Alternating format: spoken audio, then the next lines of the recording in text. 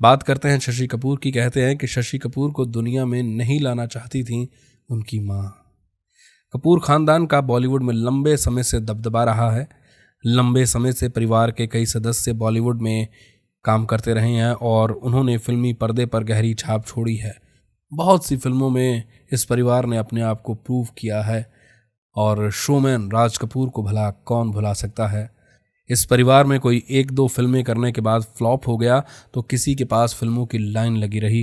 राज कपूर साहब के छोटे भाई शशि कपूर हिंदी सिनेमा के दिग्गज कलाकारों में से एक रहे हैं।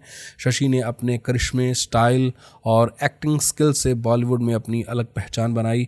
उनकी मंद मुस्कान ने लाखों लड़कियों को अपना मुरीद बना लिया। लेकिन आप जानते हैं क्या, उनकी माँ उन्हें इस दुनिया में नहीं लाना चाहती थी। हिंदी सिनेमा में शशि कपूर का अपना ही दौर हुआ करता था।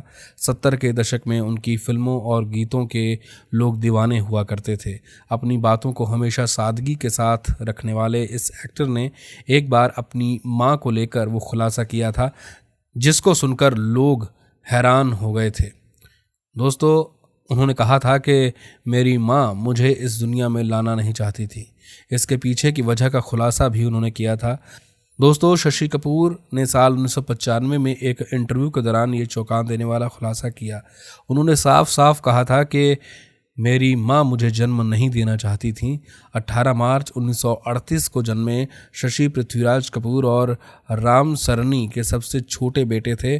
उन्होंने कहा था कि जब उनकी माँ को पता चला कि वो प्रेग्नेंट हैं तो वो काफ़ी शर्मिंदा हुई और उन्होंने अपने पेट में पल रहे बच्चे को ख़त्म करने का सोच लिया। एक्टर ने कहा था कि मेरी माँ मुझे फ्लूकी कहती थी क्योंकि मैं अनप्लैन्ड था। उनके पहले से ही 4 लड़के थे और फिर मेरी माँ और मेरे पिताजी ने हमेशा एक लड़की के लिए प्रार्थना की थी। साल 1933 में मेरी बहन उर्मिला का जन्म हुआ।